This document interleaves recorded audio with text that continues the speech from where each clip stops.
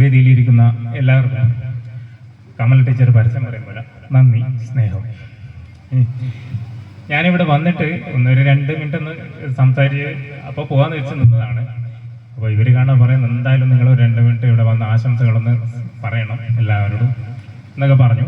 അപ്പോൾ ഞാൻ ആരാണെന്ന് നിങ്ങൾക്ക് അറിയില്ല എല്ലാവർക്കും, പക്ഷേ എനിക്ക് തോന്നുന്ന കുറച്ച് ആൾക്കാർക്ക് എങ്ങനെ അറിയായിരിക്കും അല്ലേ. ഞാൻ 2014 സകലകലാവല്ലഭൻ്റെ അവാർഡൊക്കെ വാങ്ങിച്ചൊരു വ്യക്തിയാണ്. പിന്നെ തൊടാതെ മേഖലകളില്ല. എൻ്റെ മകനും അതുപോലെയാണ്. ഇന്ത്യയിലെ ഏറ്റവും പ്രായം കുറഞ്ഞ സൗണ്ട് എഞ്ചിനീയറാണ് എൻ്റെ മകൻ. അപ്പോൾ ഇവരെൻ്റെ അടുത്ത് ഒരു നിമിത്തം പോലെ എത്തിപ്പെട്ടതാണ്. കാരണം എന്താണെന്ന് പറഞ്ഞു കഴിഞ്ഞാൽ ഇവർ 2 ബോക്സ് വേണം, എനിക്ക് ആംപ്ലിഫയർ വേണം എന്നൊക്കെ പറഞ്ഞിട്ട് ഒരു സുപ്രഭാതത്തിൽ ഇവരുടെ അടുത്ത് എൻ്റെ അടുത്ത് എത്തിപ്പെട്ടു. അങ്ങനെ എത്തിപ്പെട്ടതിന് ശേഷം അങ്ങനെ പരിചയപ്പെട്ടു. ഇവർ കാണാൻ പറയുന്ന പരിപാടിയുണ്ട്, ഒന്ന് ഇവിടെ വരണം എന്ന് പറഞ്ഞു. ഞാൻ വന്ന് മുഖം ഒന്ന് കാണിച്ച് പോകാന്ന് വെച്ച് ഇങ്ങനെ നിന്നതായിരുന്നു. പക്ഷെ ഇവിടെ വന്ന് കണ്ടപ്പോൾ ഞാൻ സത്യത്തിൽ ഞാൻ തന്നെ അതിശപ്പെട്ടു കേട്ടോ. കാരണം ഇവിടെ ഇല്ല ഒത്തൊരുമയും കാര്യങ്ങളും. ഞാൻ പല സ്ഥലത്ത് ഇങ്ങനെ ഇതിനൊക്കെ പോയിട്ടുണ്ട്, പക്ഷെ അവിടെയൊക്കെ എന്ന് പറഞ്ഞാൽ ഒന്നെങ്കിലും ഒരു പാർട്ടി സംബന്ധമായ രീതിയിലെ പരിപാടി നടക്കുക, അല്ലെങ്കിൽ ഒരു മതപരമായ രീതിയിലെ പരിപാടി നടക്കുക. ഇവിടെ ഞാൻ വന്ന് നോക്കുമ്പോൾ എല്ലാ ആൾക്കാരും എല്ലാ വിധത്തിലെ ആൾക്കാരും ഇവിടെ കാണുന്നുണ്ട്. ശരിക്കും ആ ദാസേട്ടൻ പാടിയ പാട്ടുണ്ടല്ലോ, അത് ഇവിടെയാ പാടേണ്ടത്. ജാതിഭേദ മതദ്വേഷം ഏതുമില്ലാതെ സർവരും സോദരത്വേന വാഴുന്ന മാതൃക ദേവസ്ഥാനമീത്. ശരിക്കും ആ പാട്ട് ഇവിടെ പാടേണ്ടതെന്ന് എനിക്ക് തോന്നി. കൂട്ടായ്മയാണ് ശരിക്കും. എനിക്കിവിടെ വന്നപ്പോൾ ഭയങ്കര ഒരു ഇഷ്ടമായി കേട്ടോ സംഭവം. നല്ലൊരു അനുഭൂതി ഉണ്ടായി എനിക്ക്. പിന്നെ വന്നിട്ട് ഞാനൊരു ചെറിയ തിരക്ക് കാരണമാണ് ഞാൻ വേഗം പോകാന്ന് വെച്ച് നിന്നത് ഇല്ലേ. അപ്പോൾ ഞാൻ കൂടുതലൊന്നും സംസാരിക്കുന്നില്ല. എനിക്ക് മൈക്ക് കിട്ടിയാൽ ഞാൻ സാധാരണ ആർക്കും വിട്ടുകൊടുക്കാറില്ല. എൻ്റെ സംഭവം പറഞ്ഞാൽ തീരൂല എന്ന് പറഞ്ഞു കഴിഞ്ഞാൽ ഞാനിങ്ങനെ അത്യാവശ്യം ചെറിയ ക്ലാസ്സും കാര്യങ്ങളൊക്കെ എടുക്കുന്നതാണ്. അതുകൊണ്ടാണ് ഞാൻ പറഞ്ഞത്. പിന്നെ കൂടുതലായിട്ട് ഞാൻ നിങ്ങളെ പരിചയപ്പെടുത്തണമല്ലോ, ഞാൻ ആരാണെന്ന് അറിയണല്ലോ. അപ്പോൾ ഇതൊക്കെ ഇല്ല മേഖലകളിലെല്ലാം ഈ സൂര്യന് താഴെ എന്തൊക്കെയുണ്ട് ഇതൊക്കെ ചെയ്യാൻ പറ്റുന്ന ഒരു വ്യക്തിയാണ് ഞാൻ. അങ്ങനെ വലിയ വലിയ പത്രങ്ങളിലൊക്കെ വാർത്ത വന്നിട്ടുണ്ട്. ആ ഒരു മുഖാന്തരമാണ് ഇവർ എൻ്റെ അടുത്ത് എത്തിപ്പെട്ടത്. അപ്പോൾ ഞാൻ ഒരു 2 മിനിറ്റ് സംസാരിക്കുന്നത് കുഴപ്പമില്ലല്ലോ അല്ലേ. ഞാൻ പെട്ടെന്ന് പോകാമെന്ന് വെച്ച് സംസാരിച്ചായിരുന്നു.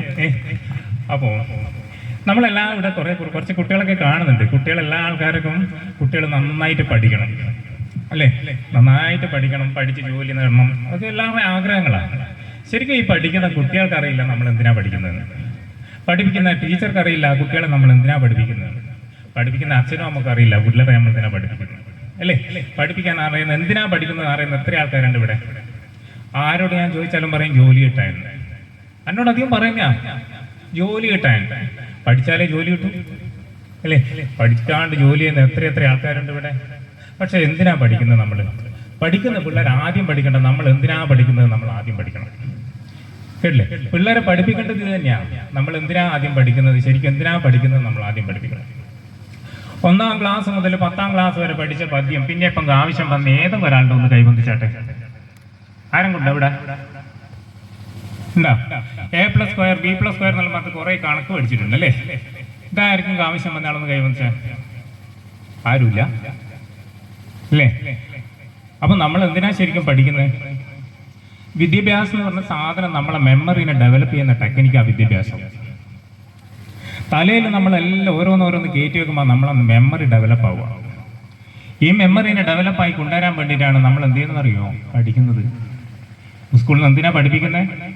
നമുക്കെല്ലാം വേണ്ടുന്നയാ വേണ്ടാത്തതെല്ലാം തലയിൽ കയറ്റി വെക്കും. എന്തിന് തലയിൽ കയറ്റി ഓരോന്ന് വെക്കുമ്പോൾ നമ്മളെ മെമ്മറി ഡെവലപ്പായി വരിക. അത് പുസ്തകത്തിൽ തന്നെ പഠിക്കണമെന്നൊന്നുമില്ല കേട്ടോ. അതുകൊണ്ടാണ് ഈ 8ാം ക്ലാസ്സുകാരനായ ഞാനിങ്ങനെ ഈ നിലയിൽ എത്താൻ കാരണം. ഞാൻ 8ാം ക്ലാസ്സേ പഠിച്ചിട്ടുള്ളൂ കേട്ടില്ലേ. ഇന്ന് 12,639 ആളിപ്പം മെഡിസിൻ എടുക്കുന്നുണ്ട് എൻ്റെ കയ്യിൽ നിന്ന് കേട്ടില്ലേ. വെച്ച് കെട്ടുന്നുണ്ട്, തടവുന്നുണ്ട്, മരുന്ന് കൊടുക്കുന്നുണ്ട്, ഇല്ലേ ആയുർവേദ മെഡിസിൻ ഏറ്റവും സെറ്റ് ഞാൻ കൊടുക്കുന്നുണ്ട് കേട്ടില്ലേ. അപ്പോൾ ഞാൻ നിങ്ങളോട് എല്ലാവരോടും പറയുന്നൊരു സംഭവം എന്ന് പറയുന്നത് പഠിക്കുന്ന എന്തിനാണ് നമ്മൾ ആദ്യം പഠിക്കണം. വിദ്യാഭ്യാസം നമ്മളെ മെമ്മറിനെ ഡെവലപ്പ് ചെയ്തെടുക്കുന്നൊരു ടെക്നിക്കാണ്. പഠിച്ചുകൊണ്ടിരിക്കുമ്പോൾ ബുദ്ധി ഉണ്ടാവും.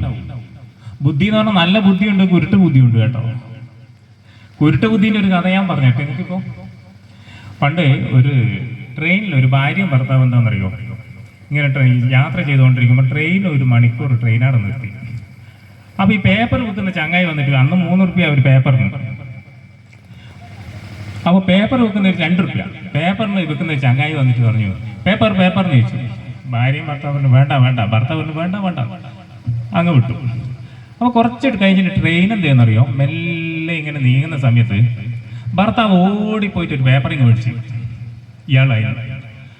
അപ്പോട് ഭാര്യ പറഞ്ഞു എല്ലാം പെഗീടെ വന്നിട്ട് 100 വട്ടം നിങ്ങളോട് ചോദിച്ചിട്ടില്ലേ, നിങ്ങൾ വേണ്ടെന്ന് പറഞ്ഞിട്ടല്ലേ. അപ്പോട് ഭർത്താവ് ഭാര്യയോട് പറഞ്ഞാന്നറിയോ, എൻ്റെ ബുദ്ധി എനിക്ക് തിരിയായിട്ടാ, അത് കീറിയ പൈസയാ, ആദ്യം കൊടുത്ത അയാൾ തിരിച്ചിങ്ങോട്ട് തരൂ, വണ്ടി ഓടുമ്പോൾ കൊടുത്താലോ അല്ലേ. അപ്പൊ ഈ വണ്ടി കുറേ അങ്ങോട്ട് എത്തിക്കഴിഞ്ഞിട്ട് ഈ ഭർത്താവ് എന്താണെന്നറിയോ, പേപ്പർ എടുത്തിട്ട് നോക്കുമ്പോൾ ഇത് കഴിഞ്ഞ ആഴ്ചത്തെ പത്രം, ഇയാളെ കാട്ടിയും ബുദ്ധി മറ്റേയാക്കും. നിങ്ങൾ ആലോചിച്ച് നോക്കണം ബുദ്ധീന്റെ പോക്ക് അല്ലേ. ഉരുട്ട് ബുദ്ധി എന്ന് പറഞ്ഞാൽ ഇങ്ങനെയാ, നല്ല ബുദ്ധിയുണ്ട് കുരുട്ട് ബുദ്ധിയുണ്ട് അല്ലേ. അപ്പൊ കുരുട്ട് ബുദ്ധി എന്ന് പറയുന്ന സാധനങ്ങളെല്ലാം നമുക്ക് ആവശ്യം, നമുക്ക് നല്ല ബുദ്ധിയാ. നല്ല ബുദ്ധി ഉണ്ടാവണമെങ്കിൽ എന്താ, നല്ലത് ചിന്തിക്കണം, കേട്ടില്ലേ. നല്ല ചിന്തിക്കണമെങ്കിൽ എന്താ വേണ്ടത്, നല്ല രീതിയിൽ പെരുമാറാൻ പഠിക്കണം. മക്കളെയെല്ലാം വളർത്തിയെടുക്കുമ്പോൾ ആ രീതിയിൽ വളർത്തിയെടുക്കണം. ഒരു മക്കൾ തകിടം മറിഞ്ഞു പോകുന്നത് എപ്പോന്നറിയോ, എപ്പോഴാ ഒരു മക്കൾ തകിടം മറിഞ്ഞു പോയിട്ടുണ്ട്, അതിന് ഉത്തരവാദി അച്ഛനും അമ്മയും തന്നെയാണ്, വേറെ ആരുമല്ല. ഒരു പിള്ളേർക്ക് ഒരു പക്വത എത്തണമെങ്കിൽ കുറഞ്ഞത് ഒരു 30-32 വയസ്സാവും. 24 വയസ്സിൽ നിങ്ങൾ കല്യാണം കഴിപ്പിച്ചിട്ടുണ്ടെങ്കിൽ ചെക്കന് പ്രായമായിരുന്നു അല്ലെ പെണ്ണിന് പ്രായമായിരുന്നു നിങ്ങളാരും വിചാരിക്കണ്ട. ചില ആൾ പറയുന്നില്ലേ കല്യാണം കഴിഞ്ഞിട്ട് ആ കുട്ടിക്കളി മാറിയില്ല അല്ലേ. പിള്ളേർക്ക് പക്വത എത്തണമെങ്കിൽ കുറഞ്ഞത് ഒരു 30-32 വയസ്സാവും. ഈ 32 വയസ്സിനുള്ളിൽ ഏത് പിള്ളേർ വഴിതെറ്റിയിട്ടുണ്ടെങ്കിൽ അതിന് ഉത്തരവാദി അച്ഛനും അമ്മയാണ്. അപ്പൊ ഈ 32 നിങ്ങൾ ഏതൊരു പാർട്ടിക്ക് കേസായിക്കോട്ടെ അല്ലെ മറ്റേതെങ്കിലും വിഷയങ്ങളായിക്കോട്ടെ എല്ലാം കണ്ട 22, 25 ഇങ്ങനെയേ ഉണ്ടാവുള്ളൂ കൂടുതലായിട്ട്. എന്തുകൊണ്ടാണെന്നറിയോ, ഈ പിള്ളേരോട് പോയിട്ട് അങ്ങനെ ചെയ്യണമെന്ന് പറയുമ്പോൾ പിള്ളേർ വിചാരിക്കും ഞാനാ വലിയ ആള്, അതുകൊണ്ട് എന്നോട് പറഞ്ഞു അല്ലേ. അപ്പോൾ പിള്ളേർക്ക് പക്വത എത്തിയിട്ടില്ല, പിള്ളേർ വിചാരിക്കും ഞാനാ വലിയ ആൾ, അതുകൊണ്ട് എന്നോട് ഇതെല്ലാം പറഞ്ഞു അല്ലേ. അപ്പൊ ഈ ഒരു കേസ് ഇട്ട് എന്താണെന്ന് അറിയാം, നമ്മൾ ആദ്യം മനസ്സിലാക്കേണ്ട ഒരു പിള്ളേർ പക്വത എത്തണമെങ്കിൽ കുറഞ്ഞതൊരു 32 വയസ്സാവും. ഈ 32 വയസ്സാകുമ്പോൾ പിള്ളേർക്ക് ബോധം വരിക, ഞാൻ അന്ന് ചെയ്യണ്ടേനു, അന്ന് ചെയ്തു എല്ലാം വെറുതെ ആയിപ്പോയി അല്ലേ. പിന്നെ ചിന്തിച്ചിട്ട് എന്താ കാര്യം അല്ലേ. നമ്മളെ സംഭവം എന്താന്ന് പറഞ്ഞു കഴിഞ്ഞാൽ എന്താണെന്നറിയോ, നമ്മളെ മെമ്മറിയിൽ എന്നേരം വരുന്നത് എന്നേരം അപ്പാട് ചെയ്യരുത്. ഒരു സംഭവം 108 വട്ടം തിരിച്ചു മറിച്ച് ചിന്തിക്കണം. ഒരു തവണ ചിന്തിച്ചാൽ പോരാ, 108 തവണ തിരിച്ചും മറിച്ചും ചിന്തിക്കണം. ഇവിടെ ഇരിക്കുന്ന ഞാനോട് ഞാനൊരു കാര്യം പറഞ്ഞേട്ടെ, എന്നോട് ഉത്തരം പറയണേ. മുമ്പിലിരിക്കുന്ന ആള് ഞാൻ തലയാട്ടെന്ന് കാണുന്നുണ്ട് കേട്ടില്ലേ. നമ്മളൊരു ബേക്കറിയിൽ ഭരണിയിൽ നിറച്ച് സാധനം വെച്ച് നിങ്ങൾ വാങ്ങൂലേ അല്ലേ. ഇത് അടിയിലെത്തി നിങ്ങൾ ആരെങ്കിലും വാങ്ങുമോ? ഇല്ല. അടിയിലെത്തിയത് എന്താണ്, പഴയതായതുകൊണ്ടാണ് അടിയിലെത്തിയത് എല്ലാവരും പറയും, അതുകൊണ്ട് ആരും വാങ്ങുകയില്ല. ഞാൻ പറഞ്ഞ പോലെ നിങ്ങളും ചിന്തിക്കണേ കേട്ടില്ലേ. തലയാട്ടെന്ന് ഞാൻ കാണുന്നുണ്ട്, അതുകൊണ്ട് പറയുന്നത് അല്ലേ. ഞാൻ പറഞ്ഞ പോലെ ചിന്തിക്കണം. നിങ്ങളൊന്ന് നിറഞ്ഞു വെക്കുന്നത് എന്തുകൊണ്ടാണ്, ആരും വാങ്ങാത്തതുകൊണ്ടാണ് നിറഞ്ഞു വെക്കുന്നത് അല്ലേ. അടിയിലെത്തിയത് കൊണ്ടാ, അടിയിലെത്തിയത് എല്ലാവരും വാങ്ങിച്ചത് കൊണ്ടാണ്. എല്ലാവരും വാങ്ങിച്ച